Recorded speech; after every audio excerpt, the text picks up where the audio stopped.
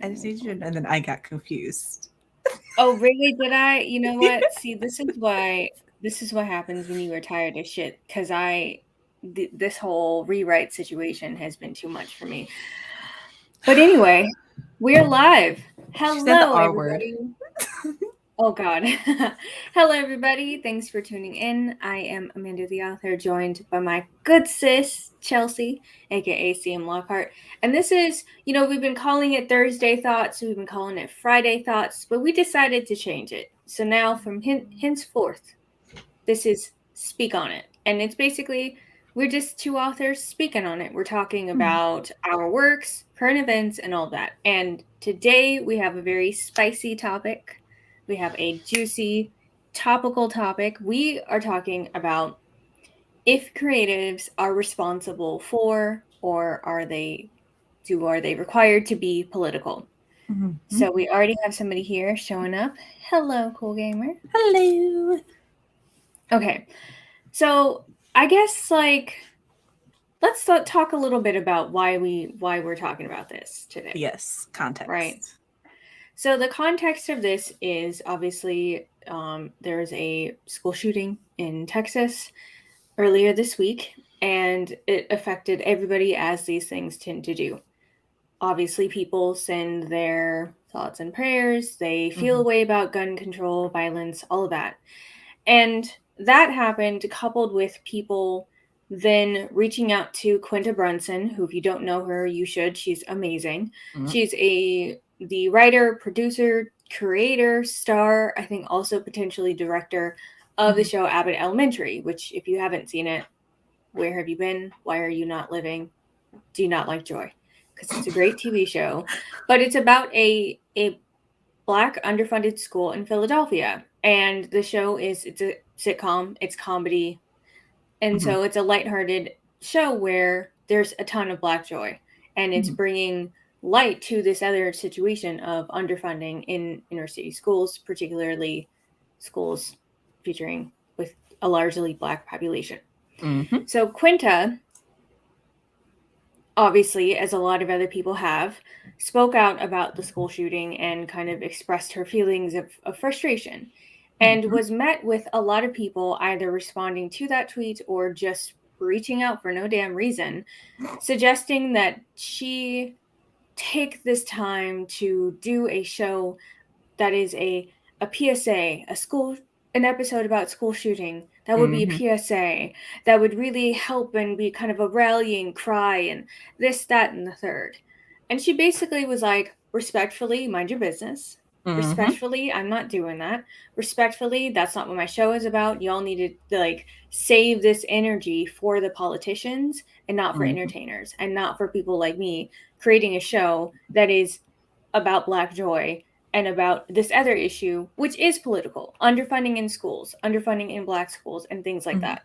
The entire first episode specifically deals with the underfunding of the school to where they don't have carpets that the kids can sit on.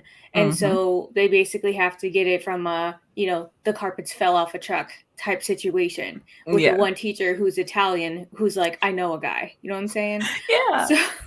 So like, if you don't get what this is about, I'm sorry for you. So the reason why I wanted to bring this to the table is this tweet thread specifically and I'm just going to read it out. So Quinta says, wild how many people have asked for a school shooting episode of the show I write. People are that deeply removed from demanding more from the politicians they've elected and are instead demanding entertainment. I can't ask, are y'all okay anymore, because the answer is no. So that is her tweet. And some fan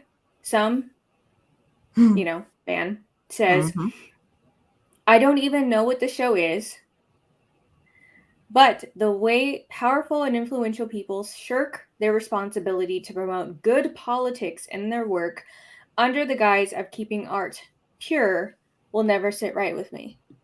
Hey, girl. How you doing? Medical dramas are immensely popular. They literally drive medical employment. I've watched a few in their entirety. You know what matter I can barely recall them having episodes about? Vaccines. If they do, it's to frame it as a controversy, not as an obvious solution. Some people fume at politicians pathetically acting like there's nothing they can do, but then profusely reassure their favorite culture makers that they have no political responsibilities whatsoever. This is pure liberalism. They're all entertainers anyway. Skip down to this last one, which says, I muted the thread. All of these "but I'm black" commenters act exactly like white Americans defending their white media. It's an American culture thing, and the entertainment you all defend so rapidly shapes it far more than any politicians. Hey, Montrez. Okay, so obviously this got a lot of people heated. This ended up becoming such a big topic that it was trending. Yeah. When this thread, I think it was Tuesday or Wednesday, that first became a thing. And I was heated. I was walking around my house like, you mean to fucking tell me this shit? You mean to tell me this shit? This is so ridiculous. Right? Like, so many people were commenting on it. Francesca Ramsey, obviously Quinta, all of these other artists and journalists and whatnot. And I thought this would be the perfect time and the perfect thing to talk about. Firstly, our creatives across the board. We're talking not just writers, but artists, like visual artists, photographers, whatever, required to be political. And how that statement, the word political is so loaded, especially when it comes to BIPOC creators, LGBTQ plus creators, marginalized identities. And I thought, who better to have this conversation with than my good sis? And so we're here to talk about it. So now that I have blabbed for all 6 minutes, it's your turn. I mean, it's kind of hard to listen to this topic and not have really strong opinions on it, especially as a creative person. Because, like, yes, I write books, but like also I run a podcast and I, do a talk show and I do other things with my creativity. And obviously I don't have the platform that Quinta has, but I can only imagine people being like, well, you need to talk about this. You need to discuss this. And Luthaza! Okay, sorry. Got a little excited there. Sorry. If you guys are not part of the Melanin Chat in the Patreon, y'all don't know where the excitement comes from, but Luthaza is the GOAT. Okay. Seriously. Back on track. Yes. It's just a really hard it's a really hard topic to not have opinions about, because it's just like, I think people forget, because entertainers are so much in the limelight and they see them all the time. They see them more than they see their politicians. They want to assign a certain level of responsibility to them. And it's just kind of like, that's not their job. That's not what they get paid to do. They are not required to even give you their political stance or their political opinion. And a lot of times when they do give it, a lot of people, and I'm just going to be very generic here, but like half the people want to be mad about it because it's not your opinion. They are still people at the end of the day, I'll DM you where I got it so you can get it in your closet too, Luthaza. I got you. Her shirt is amazing, you guys. I feel that's the gospel digress.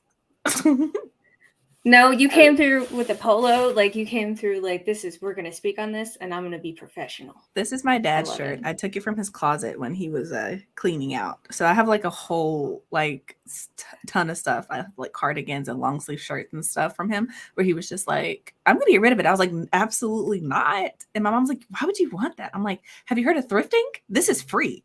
Like, absolutely. But it's also your dad's. Like, I have a couple of my dad's stuff, but anyway, okay, we got distracted. Distracted.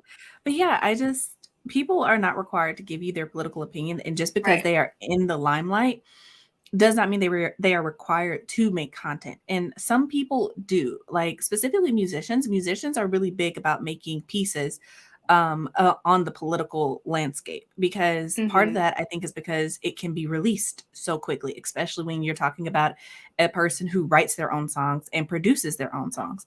They can release TikTok. Yeah, exactly. So yeah, that's a different type of platform, and it lives in a different space. And by that I mean, music will be hot for like a minute, and then it leaves just as quickly as the political climate does. When you're talking about creating an episode of a show, that lives in that series forever. Every time someone gets into that series, that's an episode that's going to be there, that it's going to not necessarily be in that political climate anymore. It may not always be relevant. So there's also that aspect of it, but also there's the mental and emotional aspect of it that I don't think people Mm-hmm. understand, because these shootings are not random. It is black and brown children who are being targeted. And when that happens, it's just kind of like you're asking a black woman to take a show filled with joy and to flip it Mm-hmm. on its head, to write about a traumatic experience that, keep in mind, these are child actors. If any of them actually go to school, they have probably lived through several of these drills. And some of them, Mm-hmm. if they're still going to school, have to live with that fear of, is today the day that I don't go home? Like, there are 100% families with protocols in place for, like, if this happens, this is what you need to do. Because even for me, when I was in school, me and my brother, we had a code that we had a text that we would text each other and our mom if something were to happen.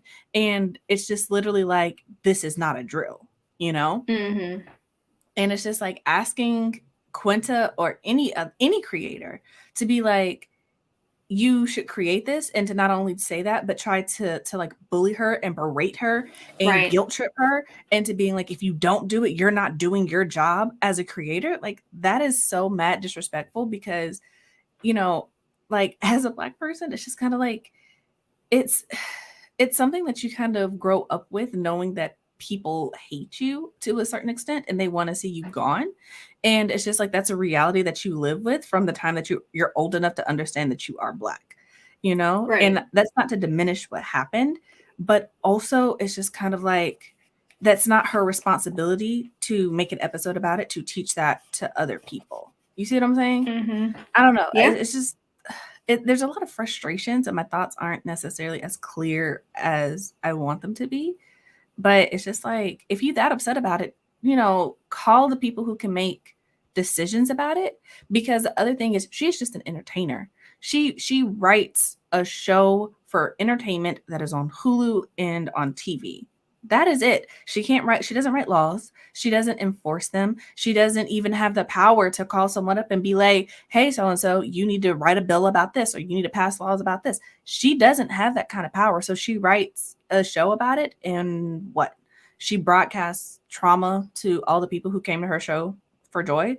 Like, what is she supposed to do? It's not like, and I don't want to be insensitive, but it's like, it's not like a mental health issue where you can be like, if you or someone are is in danger, call this number, reach out to them. It's not like she can give resources for it. There is nothing you can do to protect against a school shooting, especially with the way that this one went down, where the police officers were literally trapping the shooter in that room with the teacher and the kids in order to save their own kids, and then refusing to let parents into the building Yep. to try to Mm-hmm. save the kids that were in the classroom. So there are a lot of Right. levels to this that I'm just kind of like, what is she supposed to do? And I think that's the thing that no one has the answer to. And so they're trying to push the responsibility off on people who have no need to bear that kind of responsibility, you know? Yeah. Yeah. I mean, look, everybody, if you're not frustrated by this situation, then you're not paying attention. And I mean the school shooting plus this situation with Quinta. Mhm. Because obviously, at this point, it's a collective tiredness. It's a Mhm. collective just exhaustion. Yes, Susaza, they were pulling they got their own kids out, and then that was it. And And then yes, a refuse to let nation. other parents in to go get their kids, because some parents, when I looked at the interview on Twitter, were literally going in, like a group of parents were going to go in unarmed to try to rescue their kids, especially when they started hearing the gunshots. But Right. the police officers would not let them into the building, Mm-hmm. which to me is Yeah. absolutely insane. Like, if you're not going to do your job, at least let me do mine as a parent, you know? Right. So yeah, and I remember seeing the first tweet that came through to Quinta. It was a lady, and she was like, I think she was a teacher, and she also in her tweet was like, if you need help, let me know. I'm a teacher, and it's like, what the fuck you being a teacher has anything to do with her putting this kind of content out, first of all. Second of all, when Quinta said no, she was like, I'm begging you to please reconsider. And it just felt like such an edge, like this idea that Black people and other marginalized groups are obligated to do things to prove our collective humanity is ridiculous. And it's that part. And it's also to prove our humanity and also free labor, because it's just like nothing is stopping you from making a think piece on it. There's nothing stopping you from doing the thing, and you're begging someone else to do it. And it's just like, what is that going to solve? And like you said, you being a teacher, okay, and not to diminish the profession, because it is a hard profession. Did it for 2 years. But seriously, and you're a teacher, and what does that mean? Does that suddenly make you qualified to write on this, to explain this? And I guess my question is, what are y'all hoping to gain from this episode? Awareness? Literally the entire country already knows about it. Solutions? There have been PSAs, there have been other shows that have tackled this. Fucking Degrassi. Drake was in a TV show that tackled a school shooting episode, and then he was like, his character was in a wheelchair for the rest of the series after that episode. He was paralyzed from the waist down.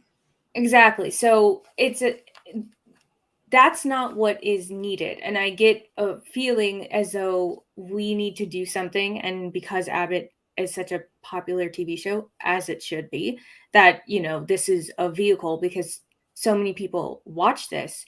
But it's also showing that you don't understand context, and you don't understand nuance, and you don't understand, you are full privilege through and through, because if you weren't, you would understand how calling something, trying to talk about the politicization of it or the politicalness of it, or trying to keep things pure or whatever, how loaded that is. Because by the very nature of Quinta deciding, and other creators, right, deciding to write content that is free of trauma from racism, from sexism, homophobia, transphobia, xenophobia, any of these other kind of things, and just have it be about joy. And yeah, there are moments that are about things that kids struggle with, or that Black kids specifically might struggle with, but it's not about, let's have this group of kids bullying this other kid because they're dark skinned. Criminalizing their struggle. Exactly. And it's a show that is full of Black joy, which is in itself a political statement, because so much of our content has been about trauma and pain underneath this white, cishet, Christian, patriarchal society. I wouldn't even call it Christian, because there's no way that you can even know who Jesus is in a roundabout way and treat people the way that people who claim to be Christian treat them. There's just no way. I don't want to get religious and political. Like, I don't want to get religious like that on your channel, but I will say this, because I do feel strongly about it. There is no way that you can say that you know Jesus, or that you're saved, or that you're a Christian, and act the way that some of these people act. There is those two things do not coincide. I'll put that in quotes. I'll put the Christian in quotes, because it's people operating under the banner of their supposed religion, but not behaving as what their religion calls for them to behave as. Do you get what I'm saying? Oh yeah. Like, I'm not trying to come for anybody who is religious, but I am saying it as that's the cover that they're using to hide their white supremacy. And I wish that, and I think that's that's the thing that it needs to be called. It just needs to be called white supremacy at this point, because it's not Christianity. Like, you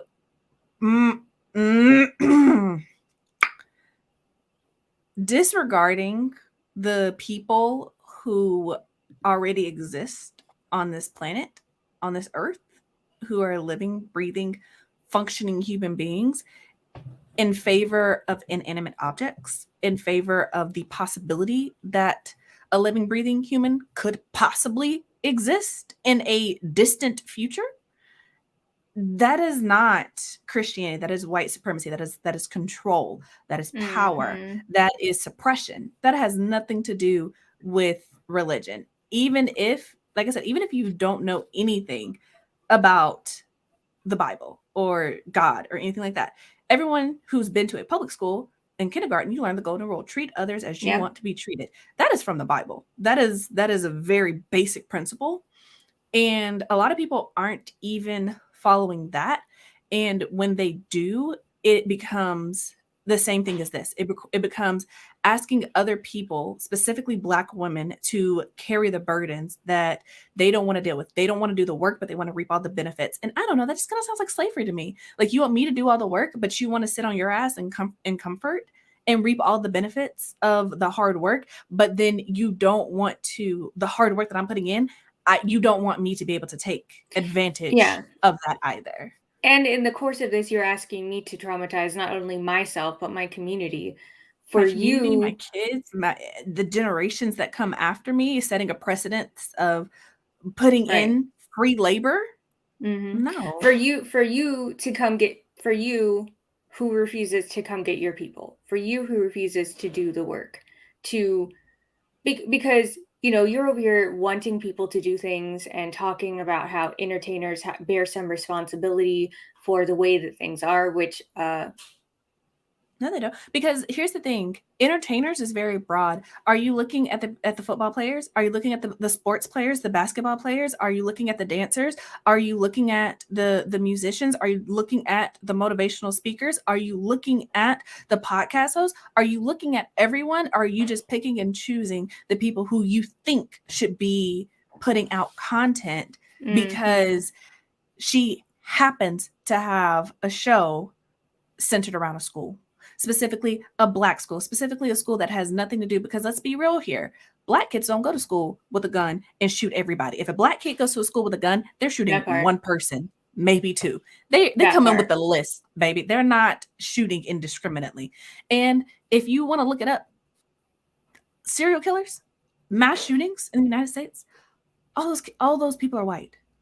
All of those people are white. So, By and what large, yeah. sense does it make for her to take her Black teachers in her Black school in her Black neighborhood and have a school shooting? What sense does that make? And also the fact that she is a comedy writer. And that is not anything new. Since she was on BuzzFeed, she has been writing comedy. So all of a sudden, you want her to be a journalist think piece writer? You want Mhm. her to be adding in things that are completely outside of not only her established wheelhouse. I'm not going to say it's outside of her wheelhouse completely, because I don't know her like that. I don't know what her skill is or what she feels like her skills are, or where her ambitions lie. But her established skill set that we have seen, this does not fall into that. And if it's not something that she wants to do, how dumb do you look trying to pressure her into doing it? Because Mhm. she's not the only one with the platform. But I don't see this kind of Exactly. pressure being put on, like I said, anyone else. No one's messaging, Yeah. Gabrielle Union and Dwayne Wade to be like, hey, what do you guys think about this school shooting? Well, not even just them. Nobody's like white creators, white TV shows. AP Bio was a like popular high school show. 90210. Any of the other TV shows that are Hmm. on that are led, run, whatever by white creators. And that's another thing too, is that, and this ties back into authorship and the kind of the things that we write, because one of the other issues that I took with this is, Hmm. as I mentioned, right, not understanding that deciding to make content when you are a marginalized person, number one in and itself is political, Yep. but deciding to make the content free of trauma from white supremacy is also a political thing. And also then um deciding to ignore people who want to have something to say about it and be successful with that content is something that is also political, and doing exactly what it is you want to do with that content. I think, sorry, I don't mean to interrupt, but I think you said something really key right there. And it is the fact that being Black or a person of color and creating the content that you want is a political statement in and of itself. And Yes. that's not just Black or person of color. That's also anything outside of heterosexual white person. Right. If that does not fit your label, you creating content of any kind in a way that you like and you see that fits your community and what you want is a political statement in and of itself. And the reason I say that is because I have been, how do I put this nicely? I've been dealing with rewrites, and my editor is a heterosexual white man. I don't have a problem with him. He did a fine job, whatever. This is not to rag on him. However, there are specific aspects of my book that he did not understand and actively tried to change because he did not understand the point of view that I was writing from. Mm-hmm. And as I went throughout the story, that gets frustrating and it becomes kind of not invalidating, but in a sense, kind of like, are other people going to understand what I was trying to do? And it's not just me. I've seen it on Twitter where it's just like, specifically within the author realm, because that's the part of Twitter that I spend the most time on, where people are like, I wrote this story specifically for this audience because I am a part of this audience and this is what I want. And every step of the way has been a fight, a battle, and people telling me that it's not going to work, it's not going to sell because it Mm-hmm. doesn't have X, Y, and Z, or because it does A, B, and C. And one of the tweets that I saw recently was just the idea that within the LGBTQ community, being able to have, trans characters or, queer characters in general, where the story is not happy. It's not about self-love and affirmation. And having the ability to write that story, but feeling like they can't, because if it's not, it's just seen as homophobic.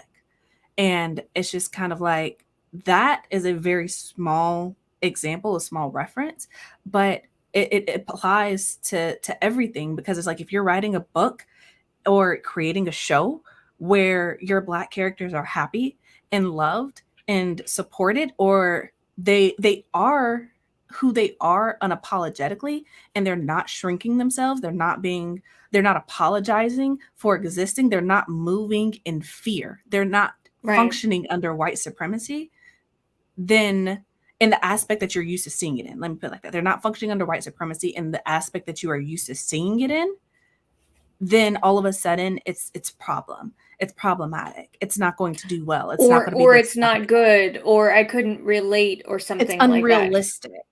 Unrealistic, that's the word. And that, speaking about this, to expand this also to LGBTQ plus content, the show Schitt's Creek, I'm not sure if you've ever seen it, but I love the show. Bunch of white people, but I love the show Mhm. because it shows so many different queer characters, but there's never once a situation where a character comes out and they get kicked out of their house. They get, their parents don't want to have a relationship with anymore. They're living in fear for their life in this small kind of country type town. That doesn't Mhm. exist in this show. And the show creator, Dan Levy, specifically said, there's all this other content that is like that, and those stories deserve to be told because that is some people's reality. But I also wanted to show this other reality, that queer people don't always have parents who don't support them, and they That have part. get to have, families and relationships and friends, and it just, or that they don't even have to come out, because what ends up happening is David, he kind of comes out to his friend, but in a way where he basically tells her that he's pansexual, because he says, I like the wine and not the label. Mhm. And that's all that is said about his sexuality throughout the entire series. And he has a relationship with a woman, and then they become best friends, and then he ultimately marries Patrick. He marries a man. Mhm. And neither of his parents, like, he doesn't have to come out to his parents. They're both, whatever. There's a scene where his dad, who's his in real life dad, Mhm. is like, my son's pansexual. Yeah. Isn't that a trip? And he's high, so he's just like, haha, my son pansexual. And he's high. I But love how you added that as a side note. right, but then, like, Patrick, when his parents find out, he's like terrified, but his parents are just like, we just want to know that you're happy, and we feel really like they're checking themselves, like, we feel sad that you felt you couldn't talk to us about this, that you were scared to tell us your truth. And And those conversations do happen, and that's partially why I like the show, is because it is just this kind of queer joy of these characters not having to deal with homophobia, and that content needs to exist. There's a place for it. I 100% agree. And I have two things that I want to add to that. One is what you just explained is exactly why I love watching like the positive, like parents post positive examples of their kids coming out to them, because all parents are not like, I say Gabrielle Union and Dwayne Wade because their daughter is transsexual or yeah, is trans. And so, Yeah, and they're super supportive. But also, I remember transgender. Yeah. specifically seeing a TikTok of a Black man where his daughter came out to him and she was like, "Dad, I'm gay. I'm a lesbian." And he was like, "Yes, I'm so excited. I ain't got to worry about this no more. Let's go get you, let's go get you some Tims. Let's go get you some shorts. Like, let's go." And then there was another one of a Black man where his son came out to him, and his son was so scared, and he was like, "Yeah, I know." And his son was like, "How did you know?" I literally just figured that. So he was like, "Who do you think has been buying you nail polish all these years?" You know? It's just like those little things like that where it's just like they make it comfortable for their kids, and it's not necessarily a joke as in dismissing it, but they lighten it because you can tell that their kids are really like nervous and scared to like bring it up to them, and they're just like accepting of it, but also in a way that is normal for how they interact with their child. And Right. the other thing that I was going to say is that you said something, and it's just one of those things, it triggered in my brain that like people who are outside of a BIPOC or LGBTQ or intersectional experience think Hmm. that every moment of being alive is a moment, capital M, that needs to be shown and This so explained. much. You cannot exist. Like you being loved by your parents is a moment. You doing well in school is a moment. Having like just coming to yourself and loving on yourself is a moment that has to be taught and recorded and celebrated, because obviously it has to be such a rare thing that it has to be celebrated. And it's not understood that like, no, this is called existing. Just like Hmm. if this were a white child who did well in school, you wouldn't see this as, wow, that's so amazing. You would see it as, this is the expectation. Right. This is not Yeah. something to be celebrated. This is the norm. Hmm. A white woman being proud of how she looks and not feeling insecure and having, self confidence in herself, that's Hmm. not seen as something to be amazing. Like, wow, you really love Yeah. yourself. You didn't have to like, watch Yeah. a million YouTube videos and figure this out when you were in your 20s. That's amazing. Like, no, it's the Yeah. expectation. A standard size white woman, yeah, because that was the other thing I was going to bring up too, is that, and this was a couple months ago, I remember seeing this extends even to people who are differently abled or disabled, however we want to say, because there was this whole book written by a woman who is not disabled about a Mm, character who's in a wheelchair. And the way that she wrote it, people who have that lived experience were like, this ain't it. mhm, This is not what it is. She's so full of self-hate and all of this stuff, and like kind of saying you didn't do the story right, number one. mhm, And this is critiques that I guess she had also gotten from her beta readers. And they were also saying this is also proof why we deserve to be the ones to tell this story. And that's, I think, the nuance that people don't understand, is that when BIPOC creators, LGBTQ plus creators, all of these different marginalized identities, intersectional identities, whatever, talk about not wanting straight white men, women, whomever, mhm. to be the ones to tell their stories. It's not that we don't want you to have Black characters in your book. Sure, you have a book set in New York. Don't be like Girls, where you have Donald Glover make an appearance one episode and then that's it, right? It's Yeah. not realistic to have a New York City have no people of color in it. But Don't have your main character have all of these different identities when you don't have lived experience and you're not willing to do the work to research, because you will not tell it correctly. And it's no shade, but it's just you can't. And let these people, like, there are certain stories that you don't need to be the one to tell. You And know I what I think mean? that's a conversation, that is a hill that I will always die on.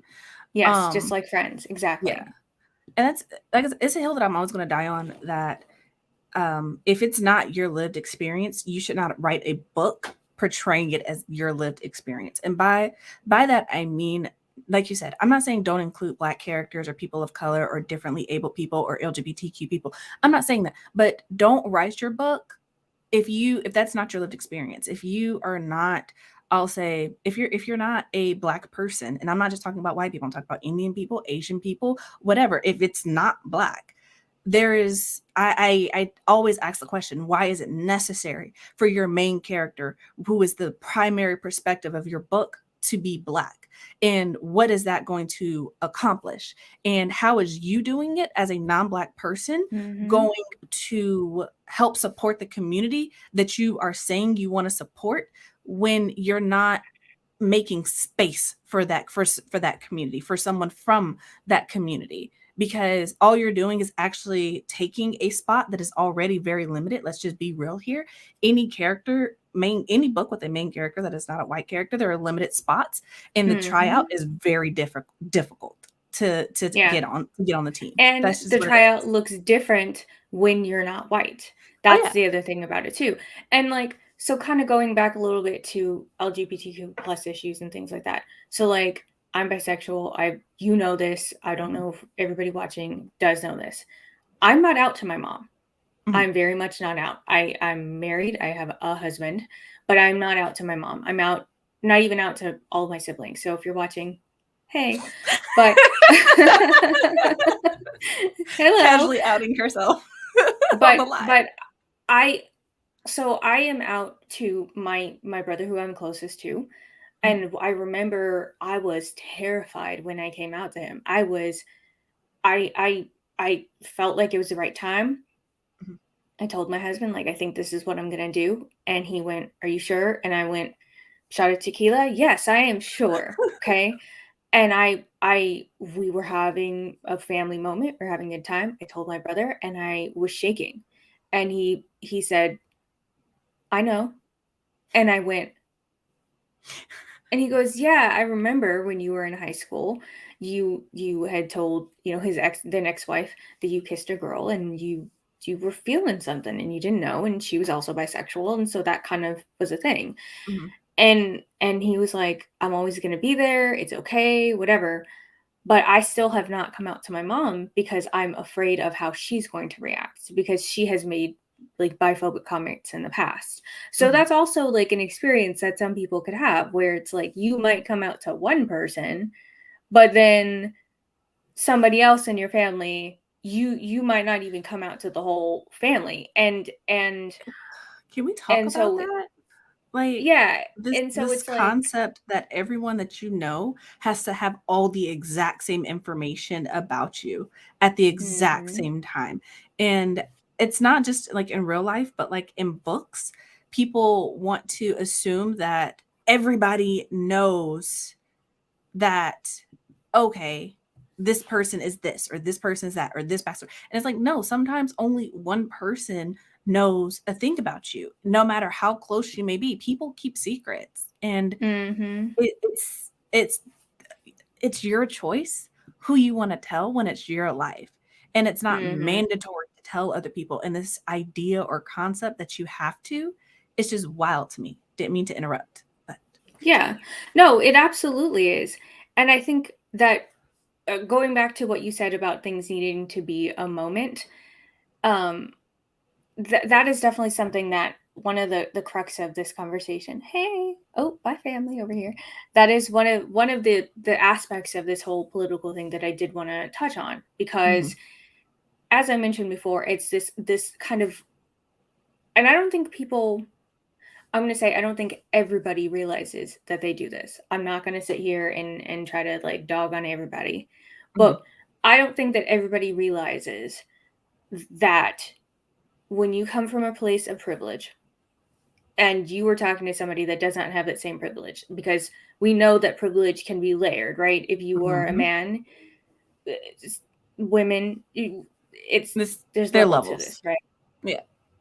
And so when you, as we're talking about how writing content that isn't centering Black pain, Black trauma, and you get to a book that doesn't have that and you call it unrealistic, what you're saying is you cannot comprehend a world where Black people aren't living every single moment in And fear for their struggle. life.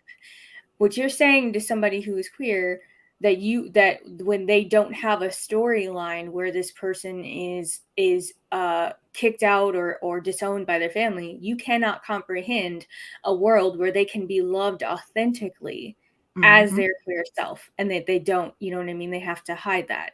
And I don't think that obviously I don't think that everybody does that on purpose. Like, some people Mhm. might just not realize that that's the trail that they're going down, trail, path, whatever, you get what I'm Mhm. saying. Yeah. But it's insulting, and this is why it's insulting. Like, because you're saying that it's not possible for that. And it's like, okay, so you acknowledge, very Regina George, so you acknowledge we live under a white Mm. supremacist society that is also homophobic. So you acknowledge this, that this pain does exist. And so you just think we have to live under this all the time, but yeah, you're not going to do shit to dismantle it. You're not going to do shit to fix it. Okay. So you're Ex comfortable because you are comfortable benefiting from that situation where we exist in this world. So then, kind of to wrap a bow on this, and I don't even know if I'm wrapping a bow on a present or a blob, but what I'm trying to say is that this also ties back into the statistics of uh how many books written by Black and other people of color creators that are actually published, and how Mhm. people want to fix their mouth to sit here and say that oh, the big five are only after diverse books now, and if I'm white I'm in trouble, and da da da, completely ignoring those statistics that a certain percentage of books written by, let's just say, Black people uh are published. And I guarantee you, if you were to look at those specific books, how many of those books are books that center Black pain, that talk Mhm. about how to not be racist, from Black people telling white people how not to be racist, or their books about Black pain, or somebody Black living in a predominantly white institution, all of Mhm. that kind of stuff. Um, how many of those books are just Black love, or are just Black queer people doing Black queer things? How many of them are as wonderful and revolutionary as the show Legendary, which is just about ballroom, right? How many Mhm. of that content is there? So you sit here and tell me, oh, you want to keep your art pure, and you're, don't want to be political. Baby, what we doing is political, You because can't we're not, you know what I mean, centering pain. exactly. Sorry, I'm hot now. No, no, you're good because it's a topic that kind of gets you heated, especially when you realize that when This people, like you point. said, going back to what you said at the beginning, when people are like it's unrealistic, it's like it's not unrealistic. You just lack empathy. You lack the Mm-hmm. ability to understand someone else's struggle, and the reason it seems unrealistic to you is because you seeing someone else's pain makes you feel validated in your existence that you are above them, and the idea of someone being on the same Mm-hmm. level as you, it Yes. upsets you, it disturbs you because you've been taught that you are on some hierarchical ladder, and should someone ever try to climb it, then they are doing you a disservice, no matter that the numbers don't support your radical ideas, Right. because I saw an article once where it's just like, um, in spaces where there are men and women, if there's only one woman, men don't feel threatened. But when there is more than 20% of women in a room, just 20%, right? Men start to feel like they are the majority, and they start to feel threatened by women being in that space. Mm. And I don't, I feel like that applies to white supremacy as a whole. When there's only one person of color, you're like, okay, that is the one person. When there are five people of color, you're like, oh. we're getting kind of diverse around here. When there are 20 people of color, you're just like, oh, they're starting to take over, no matter that it's a company of 100 people and there are still 70 other people who look exactly like you. It doesn't matter. You start to feel threatened by the presence of someone else existing in a space that you have claimed and defined as yours, when really it's not.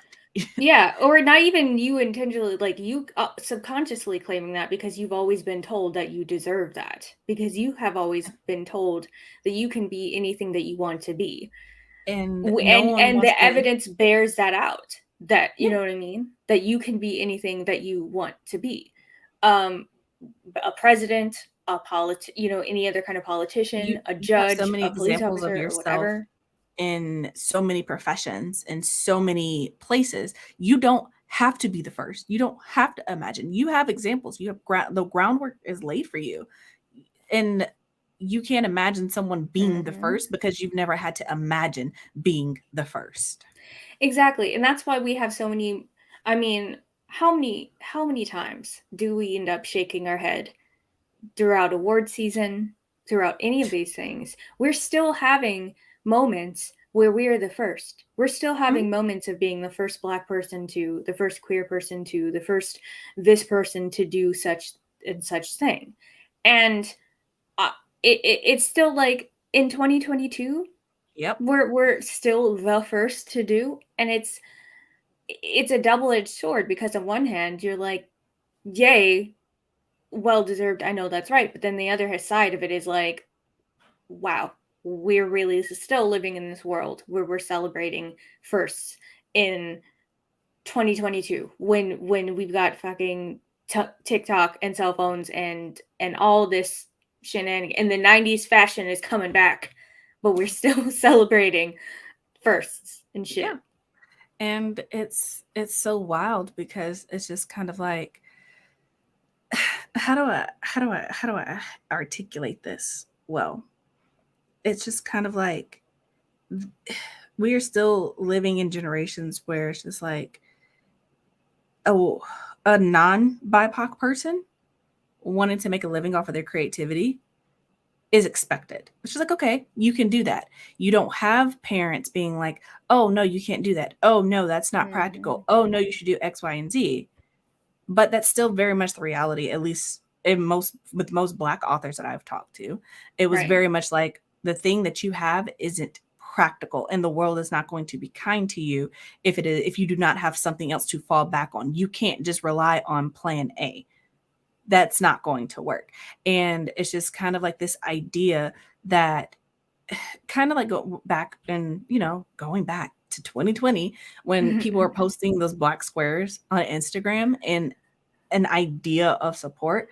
And I remember there was this Yeah. conversation about Bookstagram where they were like, well, this is my escape. This is where I go. This is my happy place. And I don't want to bring politics into it.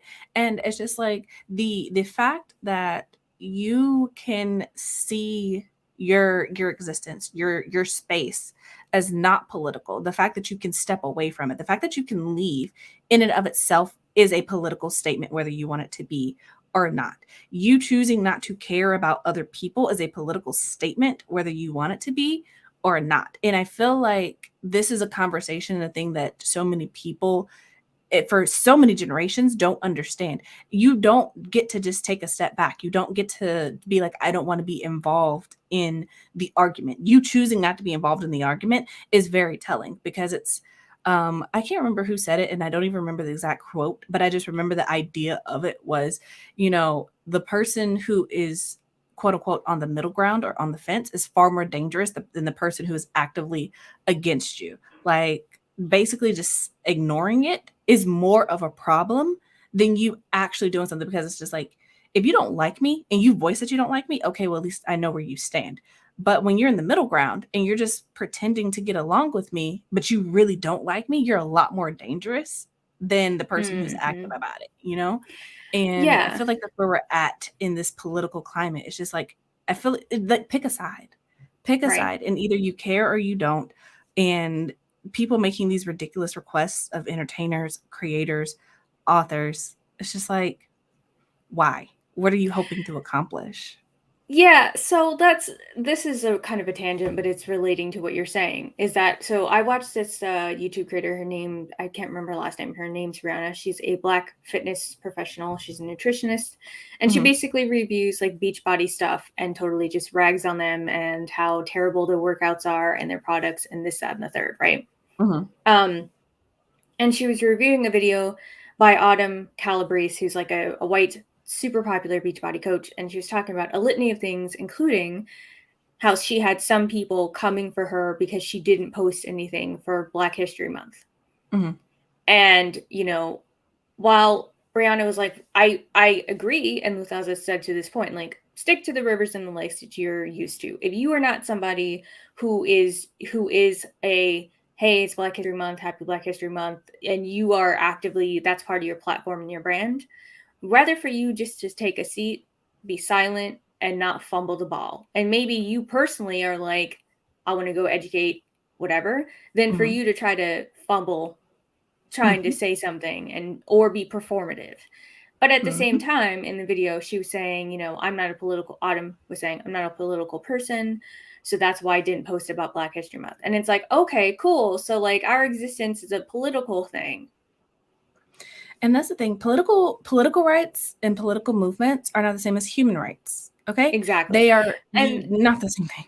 exactly. And that again shows your privilege that you think that they are one in the same. It's like if you have never had to have a legislation passed for you to be able to do even basic things to exist, then you need to just be quiet when it comes to this whole political thing because we live in a country where rights for things that could save lives, like abortion, all of these different things are being taken away. And if you've never had to be in a situation where, okay, this law had to get passed or amendment had to get passed for me to be able to exist, for me to be able to marry who I want to marry, for me to be able to vote in a land that I fought for, this, that, and the third, then you are so unbelievably privileged and you just need to shut the fuck up. The entire fuck up.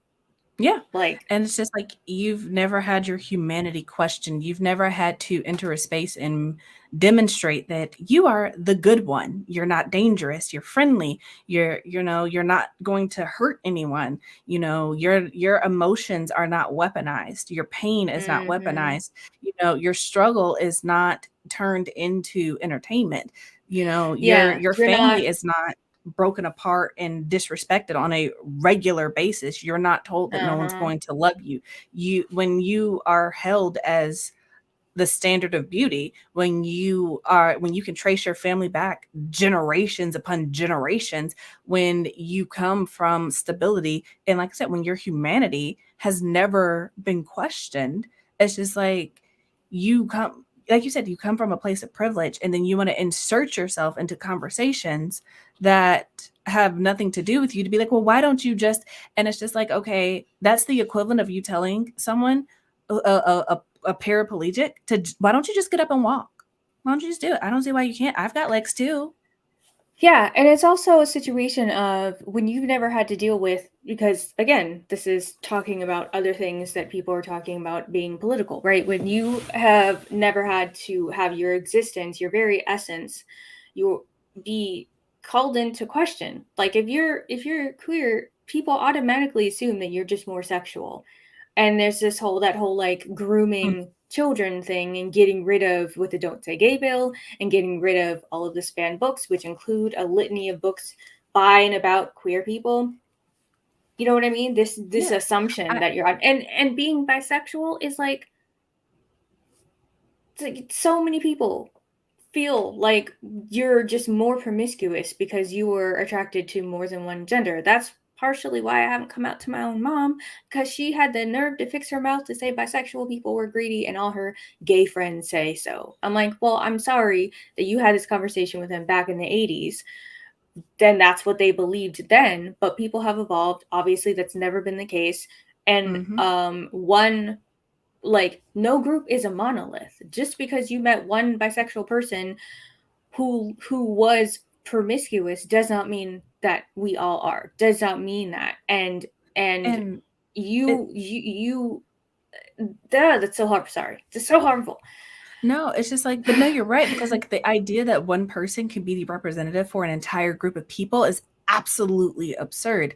And my theory on anybody who's wanting to ban books or wanting to ban comprehensive education or anything like that, the problem isn't that you're afraid that someone is going to groom your child. The problem is that you're grooming your child to be a terrible person and you don't want someone to undo that.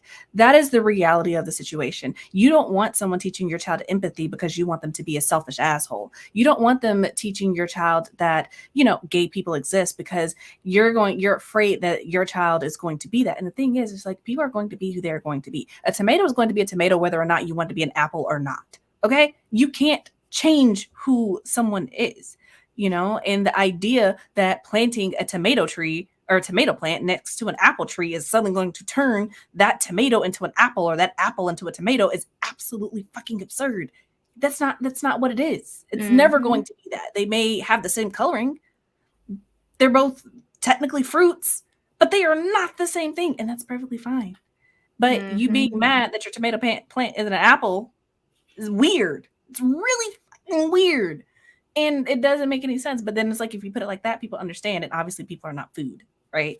But it's just like the concept is very, very basic. You can't teach someone like, oh, you're going to be this, and you can't unteach them to not be who they are either. It doesn't work that way unless you just want a miserable child. And I think that's the other thing. So many people have grown up under this idea of misery is success. If you are miserable and unhappy with your life, then you have done everything right that you were supposed to do. And it's just kind of like they want to push that off onto other generations. Other generations are like, okay, if you're unhappy and grandma's unhappy and uncle's unhappy, why am I gonna listen to y'all? Y'all clearly don't know what you're doing. And speaking about this point, I'm very sorry that this is your experience, KJ, and I totally can relate. This last sentence about I learned I couldn't trust her with my info instead of accepting issues when she gives is that if you've never had the lived experience of not being able to bring your entire self to a place, whether that be around your family, that be work, whatever, that's another place of privilege. Because to your point about, being the good one and having to suppress your emotions and not being able to react in a certain way, lest you get called angry or unprofessional or taking things personal, or again with that whole thing of having to hide yourness, who you are, your sexuality and things like that, or if you're trans, not being able to live authentically as yourself. If you've never had those experiences, it's like that's such coming from such a privileged place. And when you're Black, especially if you're a Black woman, when you go into a corporate space, a lot of different spaces, but especially corporate space, it is so just the amount of like eggshell walking sometimes, the amount of times like your cheeks hurt after a day of having to just smile and pretend that everything's fine when your coworker tries to use AAVE incorrectly and you're just sitting there like, or when you are very rightfully so upset about a situation and you get told you're taking it personally and you get told that it's unprofessional for you to handle a situation in the way that you are handling it simply by emailing or being very honest and not you're not allowed prevaricating and tiptoeing and kowtowing to somebody else. When you get told that maybe you're just not good at your job because you're being proactive in something, and you get go from pet to threat, as they say, Yeah. Or when you're looked at as being an overachiever because you know how hard you have to work in order to be seen as equal, and other people see it as you trying to be quote unquote the pet. And it's just like, no, it's like, and it's one of the things where I hated my teaching experience, especially towards the end, because I had an administrator who made my life hell. That's just the only way to describe it. But towards the end of it, I did lose that air of I'm going to keep I just got to a point where it's like I'm going to stop pretending that I am like this quote unquote the good black girl. I'm like, if I'm upset about something, I'm going to be upset. If you disrespect me, I'm going to disrespect you. I'm not for this Mm-hmm. hierarchy. I'm not for you being able to get away with saying slick things to me. I'm not about you expecting me to act a certain way because we're in a corporate setting and I am black.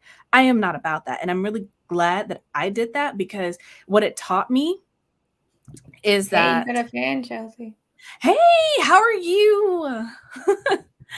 um it's just like when I stopped doing that, it taught me that it does not matter whether I'm going above and beyond or if I am just showing up as my authentic self. I am never going to be welcomed and accepted in that space. And that's just a very, if you've never had to experience that, if you've never had to accept that or come to terms with it, there's a level of understanding that Mm-hmm.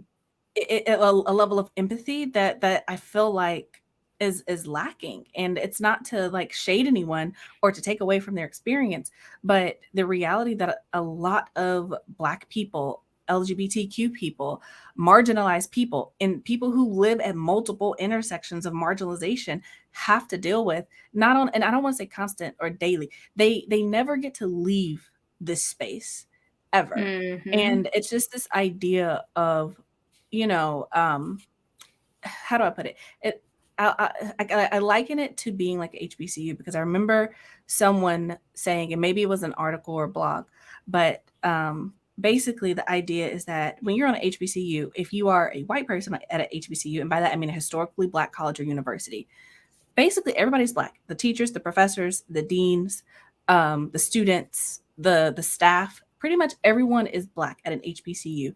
And if you are a black person, it feels very welcoming because you're like, I'm in a community where the expectations of quote unquote the outside are not pressed upon me quite so hard, right? Mm-hmm. And I read a blog post where a white person went to an HBCU and they were like, okay, now I know what it's like to be a minority. And their professor corrected them and they were like, no, you don't know what it's like to be a minority. And they were like, well, I'm here during the day and, I'm the only one. Da, da, da. And their professor corrected them. It's like, but you get to leave. At the end of the day, if you ever get tired of this experience, you can just choose to opt out. Everyone else here can only choose to opt into this Yeah. experience.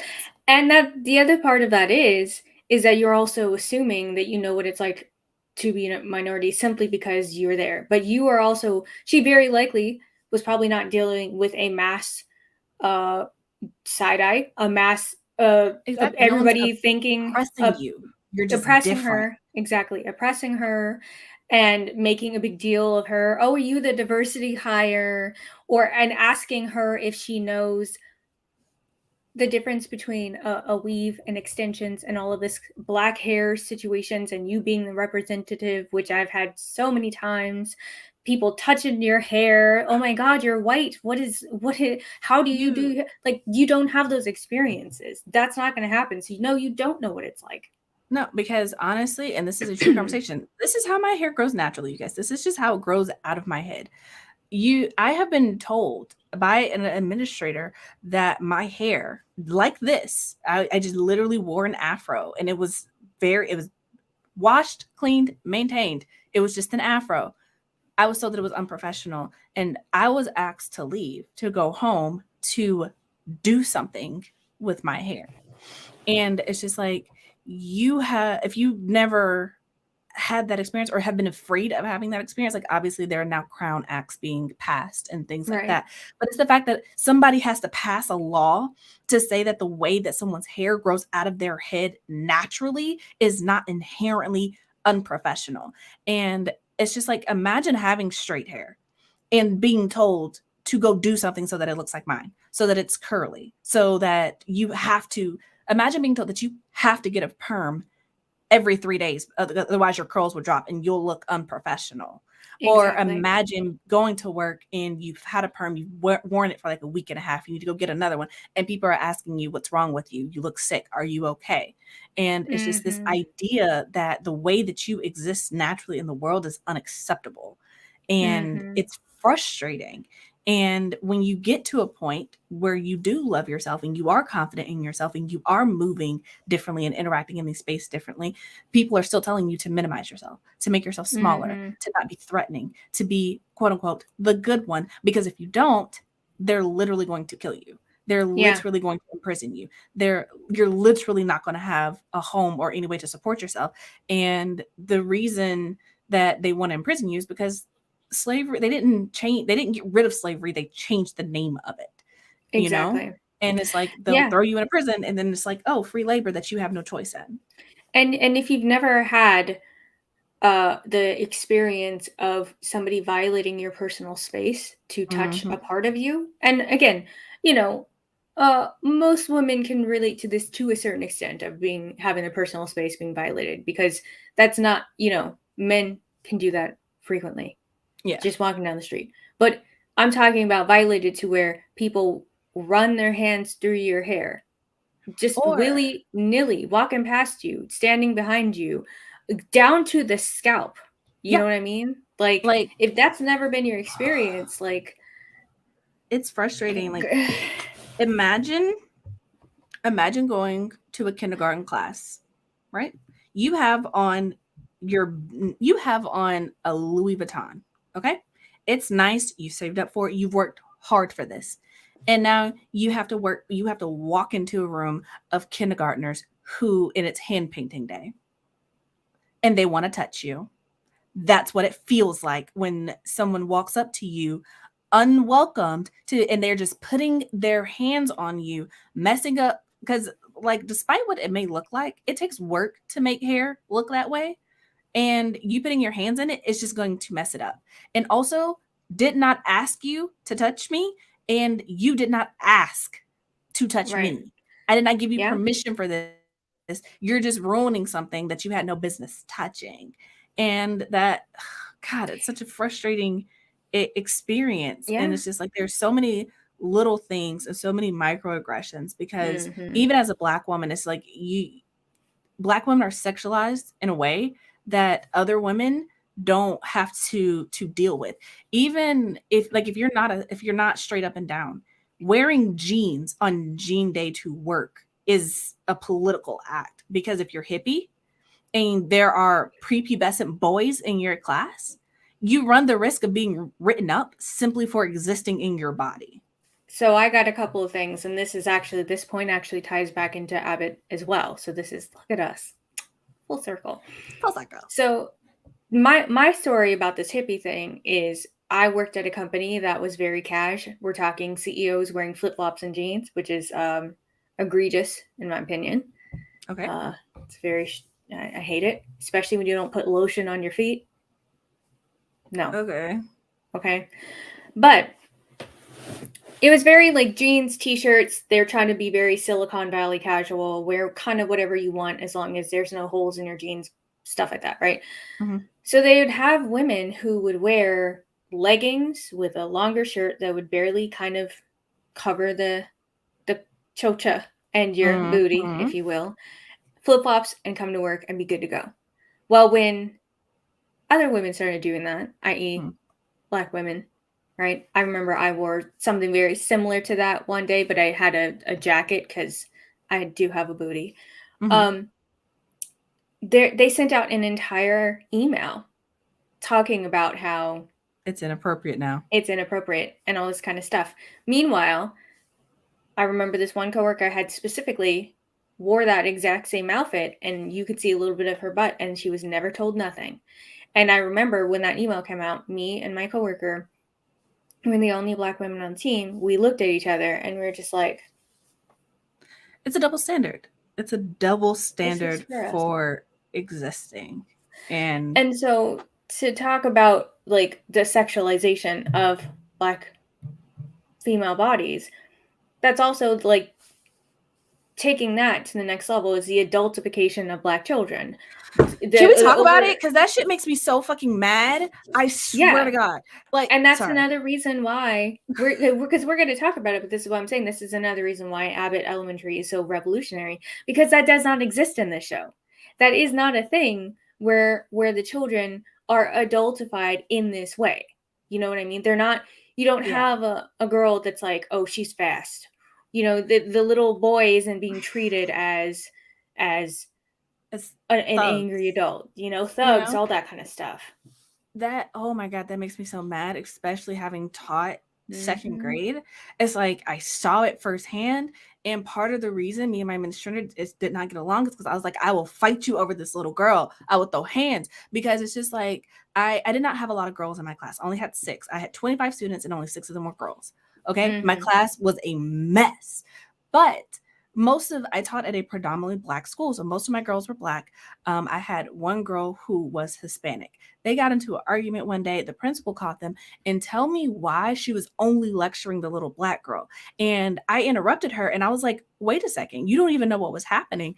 And she was like, well, she was no, and she just like went off on all these things that she thought she was like, she should know better. I was like, why should she know better and she shouldn't? Because both of them are wrong and they're both like 6. So I don't understand why you think it's appropriate for her to know better and for this one to not know any better.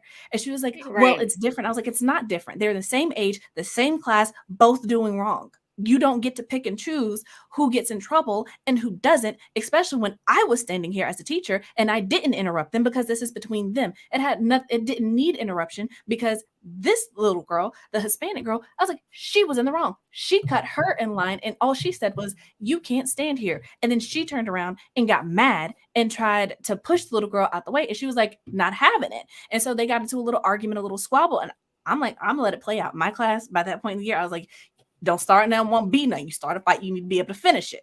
That is my rule. Hmm. And they didn't, it hadn't even escalated to a point where it needed interruption. And here she comes walking around talking about the little black girl doesn't even put her hands on people. She should know better than that. Her mom wouldn't like that, wouldn't appreciate that. And I was like, you don't know her mom. Okay. Because I know for a fact that if I went to school and somebody put their hands on me, my mom is going to ask, did I hit them back? That's going to be the first question.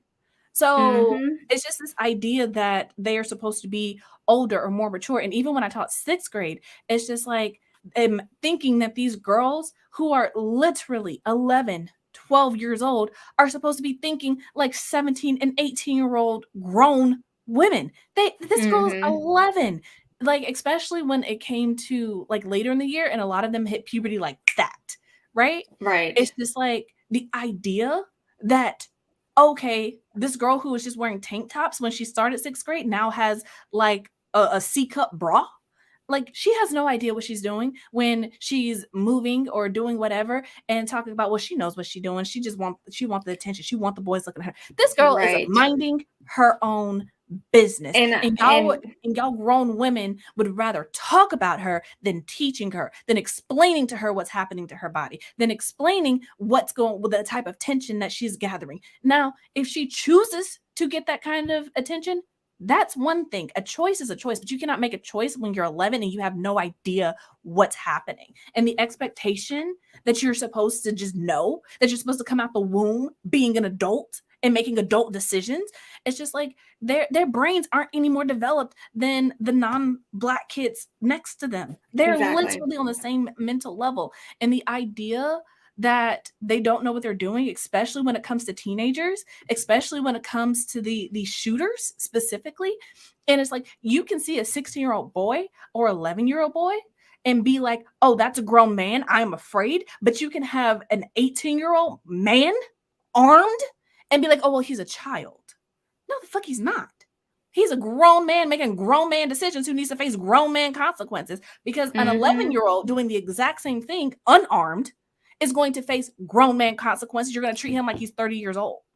Right. So I don't understand where the discrepancy comes from. And it makes me upset. It makes me really, really upset because they're children. They are children. I don't Hmm. know at what point you decided that a child is no longer a child. I don't understand how you can when look they- at an when 11 when year old. they're black, because Ugh. so I relatable to this whole, developing early. I these are huge, and I have had them since I was in 6th grade, and I remember getting told or being treated like I was fast.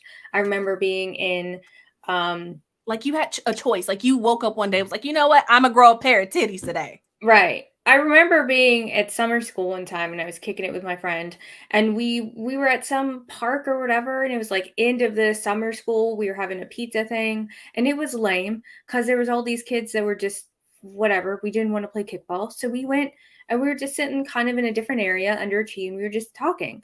Mm. And the teacher, I remember when we came back around because it was kind of around the corner. Now, again, literally just around the corner. If she wanted to know where we were, because it was myself and my friend, and he was black as Mhm. well. She wanted to know where we were. She could have found us, but we came back around the corner and was making this whole big deal, hooting and hollering as though we had just gone missing. And I'll never forget. She, and yeah, she was. Mhm. She looked at me and was like, "Well, I don't know what you're doing. What's gotten in your head? Because you just walked around the corner. I didn't know where you were, and now you're coming back around the corner with a boy. What were you doing?" And the implication in her voice was that Mhm. he and me were doing something. That And I'm like, y'all didn't had no interest in doing. I'm And it's 15. We were sitting there writing on each other's jeans with gel pen. Like, back when that was it, and having fruit roll up. Like, what are you talking about? You knew where we were because you saw us walk away and we were right around the corner.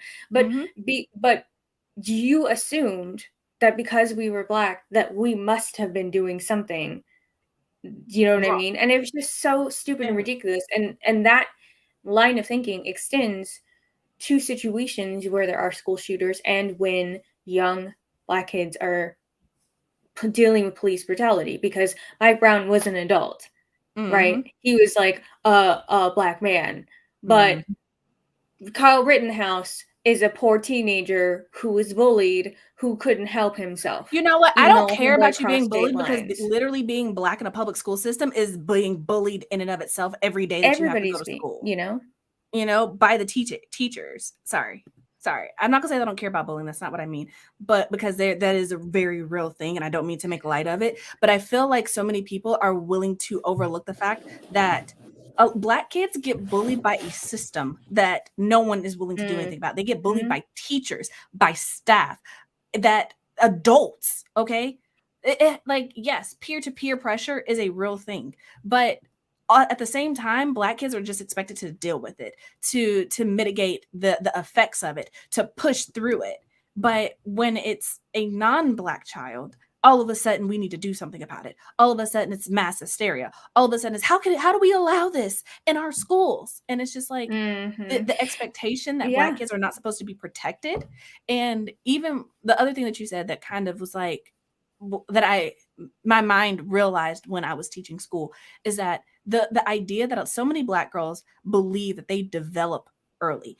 And the thing is, you don't develop. A lot of kids, some girls do. I'm not going to take that away. Some girls do, but for a lot of black girls, they don't develop early. They are just shaped like a black woman, that like the black woman they're going to grow into. Even you don't just all of a sudden get hippie. You've always had hips. You don't all of a sudden just Yeah. grow an ass. You've always had an And ass. that's part of the adultification process is that I say we in quotes as a Mhm. society buy into the idea that you develop early when it's like no, you're developing exactly when you are meant to. It is that you are being sexualized by society writ large early. That's the kind of the thing and the distinction. So And bullying obviously is something that is a serious thing and happens, and especially now with the rise of with the internet and yeah. 24/7 access. Obviously, nobody's saying that if a kid is bullied that it's not sad, whatever whomever they are. But the reality is that there are plenty of kids, even white kids, who get bullied that don't go and shoot up school. So to sit here and try to act as though that is the mitigating factor is incorrect because Let me tell you you something. are also doing a disservice to those other kids who are white, who are not doing these things.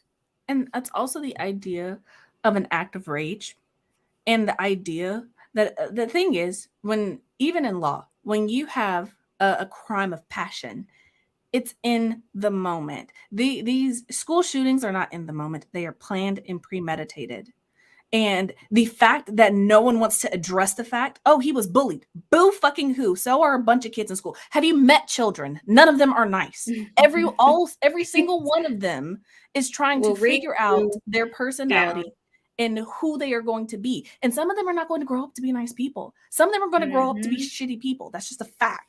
Okay. And in school is when they're trying to figure it out. Literally, everybody has problems in school. Okay. Your child is not unique. He got bullied. What did you do about it? What did he do about it? Okay. If you want to spin that note, lock him up in a mental asylum. But that's never the issue. You just want him to go back to his quote unquote normal life after he's murdered people. And that's not okay. You want to get away from the consequences because you're so used to getting away from everything with no consequences. And it's just like, that's not okay. It's not okay. And it's just, it just makes me upset because it's just like, if there, I watched House, and I'm not really big into medical shows. I don't even watch a whole lot of TV, right? But this was back in the day, right? My friend was braiding my hair, and she liked those medical procedures, so we watched it. And in the first couple of seasons, there is one Black person on the entire show, and he's a doctor. He's a neurosurgeon. Yep. And there's this one episode where they're having to deal with a prisoner on death row, and they work in like basically the end of the line. If they can't figure out what's wrong with you, you're just gonna die, right? And basically they were having this discussion or whatever about how they feel about death row and if the death penalty should be a thing and criminals. And one of the things that I don't like about House that I see as an adult is just that they're mad racist. Like some of the stuff that they say in that show is wild. And I'm just like, you know what? That's a whole nother conversation. But the point of the matter is, in the discussion, the Black doctor was like, no, I'm not against Black people being arrested. He's like, I just want white people arrested in the same quantities. That's it. It's not that I want Black people arrested less, is that I want white people arrested more. And it's just like, that is just the idea of equality, and that the standards that we are held to are everybody is held to. Like, even I saw it, even like I said, even with schools, when kids are getting punishments for the same thing, like ISS or whatever, Black kids would get ISS or out of school suspension way more often, where other kids would just get like a phone call home, or they wouldn't get to go to recess or something like that. And those are vastly different punishments for the same thing. And it's just wild. And to bring it back to the publishing industry as it relates to it, when we talk about the importance of Black voices and the reason why Black authors should be the ones to tell their stories, I'm going to say first and foremost, right? We should be the ones to tell our stories. It's not that we don't think white authors have something to say. It's not that we don't want them to not publish their books. I'm going to be completely honest and say that the amount of white authors I read has gone down. Mm-hmm. I don't read that many white authors, and that's just a personal choice of mine. But it's not that we don't think that there's anything to say. It's that we, for so long, have not had our stories being told. And the vast variety of stories of the Black experience and of Black people being told. And I say that because we're talking about fantasy, right? Mm-hmm. Of having a Black vampire slayer, having a Black chosen one, having a trans Black chosen one, having older Black characters getting to have adventures. I said the other day in a TikTok where I was talking about why is the chosen one always a teenager, and how I would love to have a chosen one story where it's your 45-year-old Aunt Barbara who's like, it's not a matter of, can I save the world? Do I want to save this world? Exactly. And so when people hear that we're pushing for this, it's just like, well, you don't want us to be able to tell our stories, and we're getting pushed out of the industry. It's like, nobody's saying that. Nobody is saying. It's like saying you're pushing the water out the ocean, bruh. That doesn't make any sense. We're saying that we need to be able to be the ones to tell our stories because we can tell them right, and because we offer a different perspective than you, like, straight up. And so it's just, and all of these things that we're talking about, all of these wants, all of these experiences, are in some way political, because being Black in America, being of a marginalized group in America, is political, not because we have decided that it is, because white supremacy has decided that our existence is political, that the existence of Black people, of LGBTQ plus people, of other marginalized groups is political. And to a certain extent, other groups, right? I don't want to say like, I'm talking about like people who are disabled, right? Mhm. Who have issues just getting into buildings, all of that, and how there has to be laws passed to get roads and buildings and sidewalks fixed for them to be able to Live. exist, to Yeah. live, you know? We are not the ones who decide that things are political. Just like when we have conversations with you, we're not the ones making everything about race. It is about race. And a lot of times it's just that we see things that a lot of people, when it's not your problem, you don't pay attention to. It's kind of like what's happening with the baby formula right now, right? The fact that there's a shortage. Hmm. If a lot of people, if you don't have a baby, if you don't know someone who has a baby, so a lot of people are just actively removed from it, or even adoption, right? And the fact that I don't think a lot of people know that if you are adopted, once you are adopted, you are issued a new birth certificate with your adoptive parent's name on it. And your real one that has the date, the place, and the thing that proves that you're an American citizen is sealed forever with like pretty much no exceptions, even when you need it for to prove your citizenship. But a lot of people, if they've never thought about adoption or have dealt with it, they don't know that. And it's just like Hmm. it's the same thing with race. When you remove yourself so much from the conversation because you don't know any black people, you don't interact with any black people, That when it's part. brought to your attention, all of a sudden everything is about that. And it's just like, no, this is just my lived experience. And my lived experience is there is an obstacle on every path that I choose to take that you don't have to see because it's not on the path that you walk, and you're choosing not to look at where I have to go, you know? Hmm. But Yeah. also there was a question that Margaret asked where it's like, do you put this in your fiction or make explicit statements or both? Um, Regarding pretty much Hmm. everything, I will say that I do not.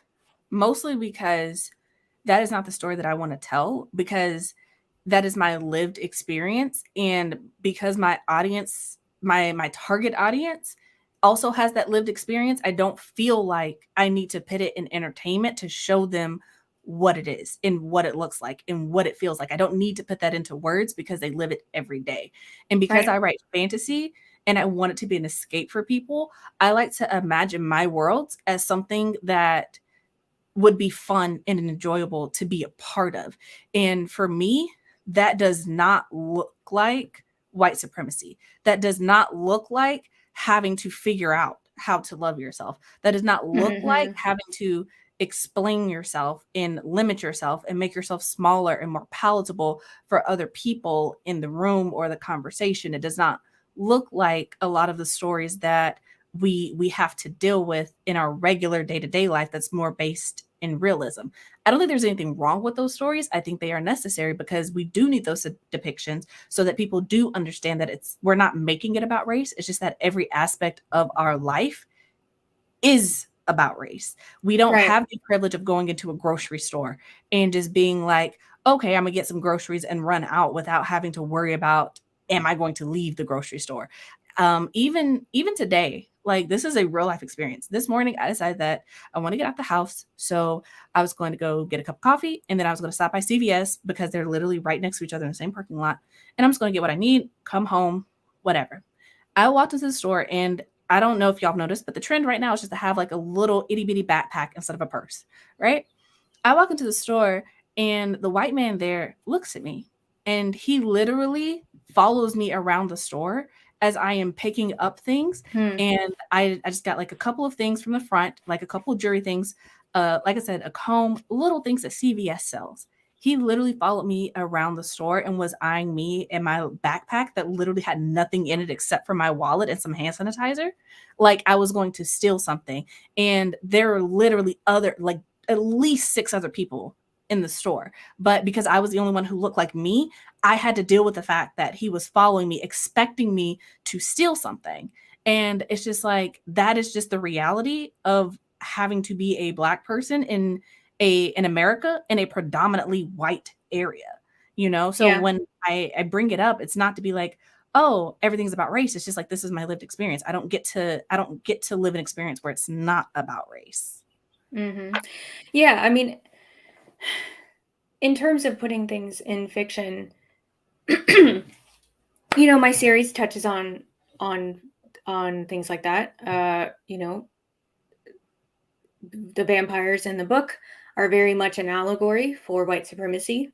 Mhm, But it's different in a way because what I didn't do is have every single moment of my characters' lives and journey be just this pulse pounding situation of, oh my God, that like these things are on their helmet every single moment. Yes, there are moments where there's racism and there are moments where they're faced with this situation, but then there are also moments of joy and there's also, uh, they have they're extremely powerful, my characters.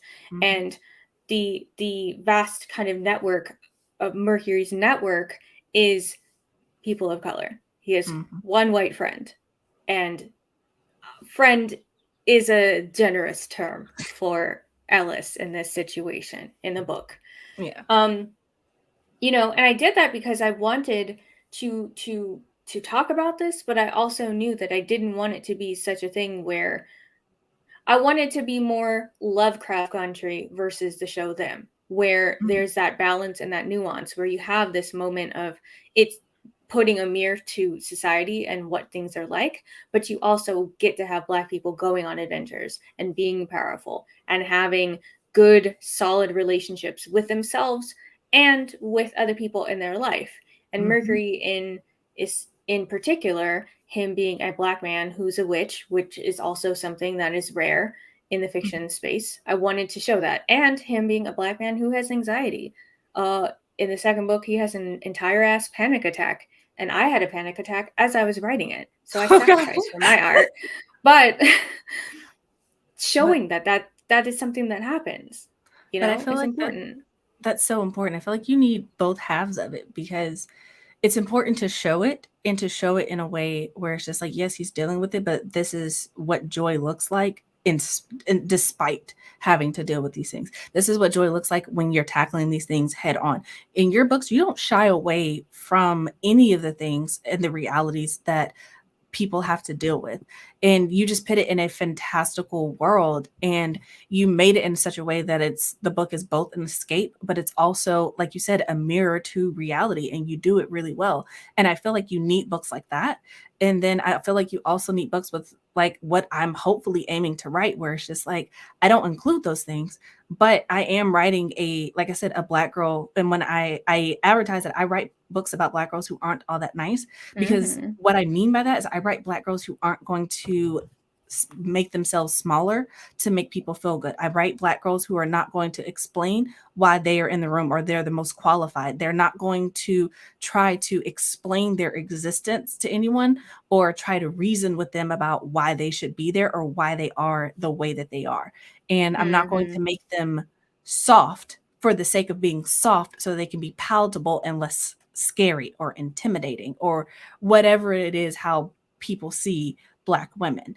I feel like it's important to write that as well because it's just like this is who we are when we don't have to be apologetic, when we don't have to explain ourselves.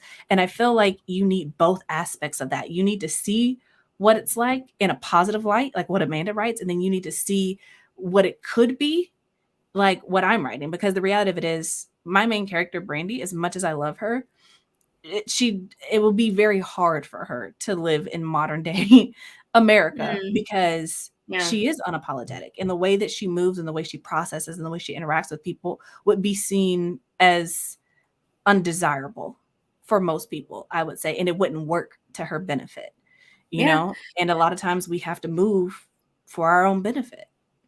And that's also something that I'm doing in the book I'm currently writing, in the House of Transcendence, where everybody in this space is queer. There are people who are bi, there are people who are pan, there are people who are gay, lesbian, whatever. But what I shied away from, and they're all Black, right? So Mhm, this is an all Black cast.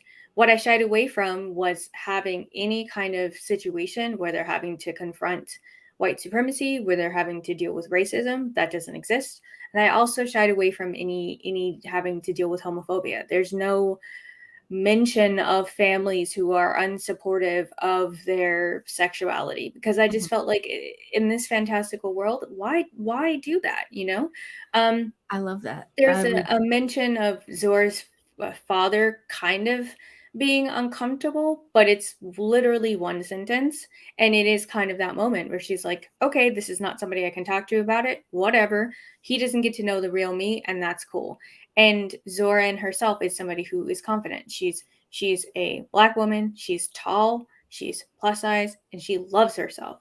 And she struggles with being comfortable with her powers, but that's it. It's not her.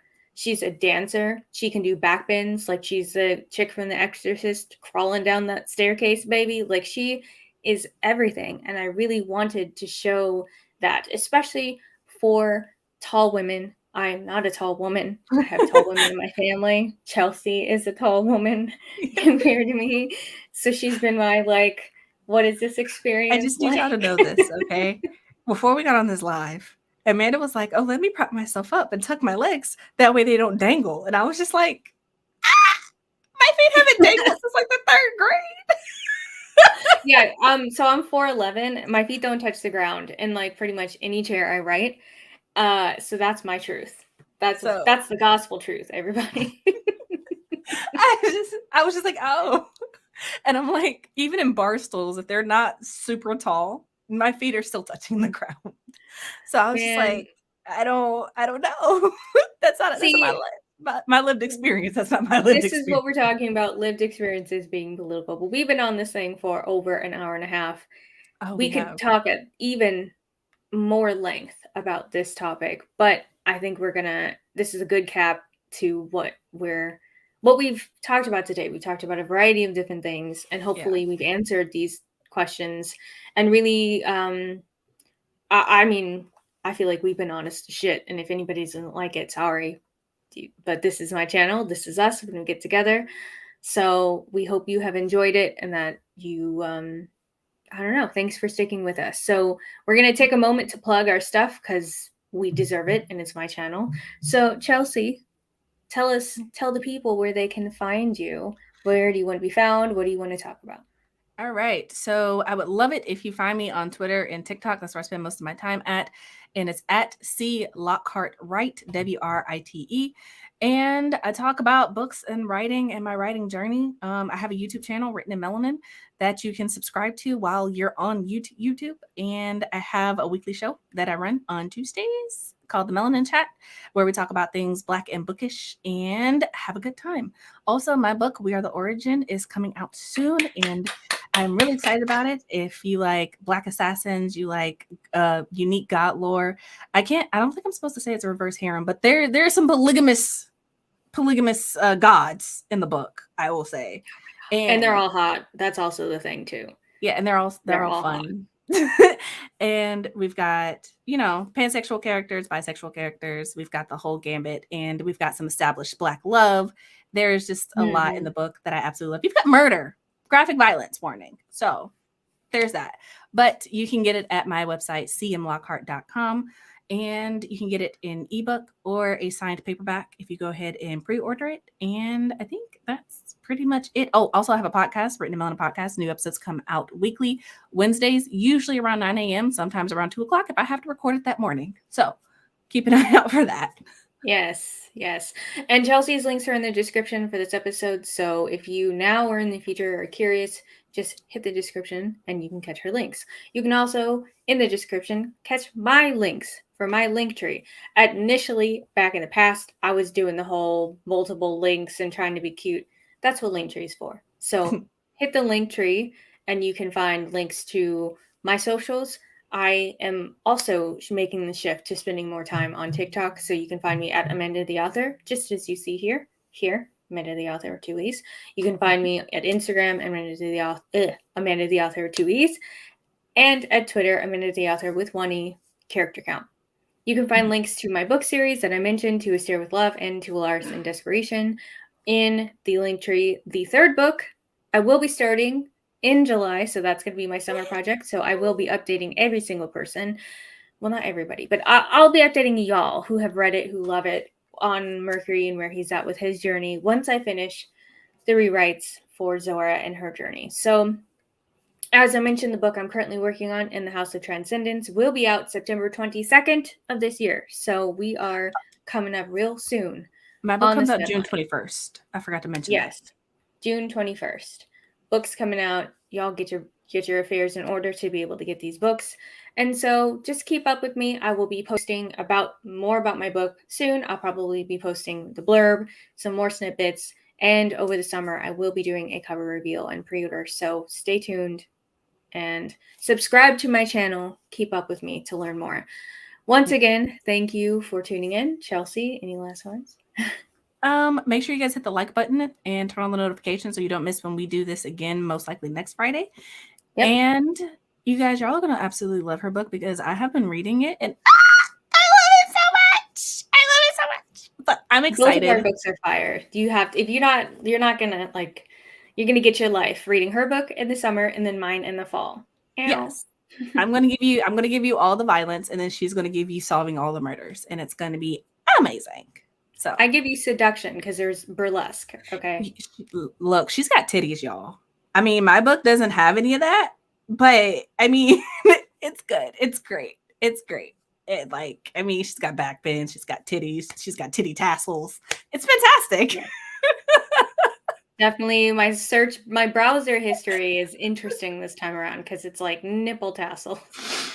Just different shapes of nipple tassels. When you market it on Twitter, please be like, I've got titty tassels. What y'all got? I need you to do that. Hey, I'm gonna do it. I will do it. Now, this book is for anybody who likes nipple tassels. Boom. Did you go to any burlesque shows? Nope, but let me tell you, I went to them on YouTube. The amount of burlesque shows I'm watching on YouTube, it's insane. So yeah, it's going to be amazing, you guys. Like, truly, honestly, I hope you guys are going to be ready for her book. And hopefully by the time her book comes out, it'll also be on the Melanin Library website where you can purchase it from there. That's also a thing coming up, which I'm really excited about. So stay tuned for all of the things that we both have coming up at the latter half of this year.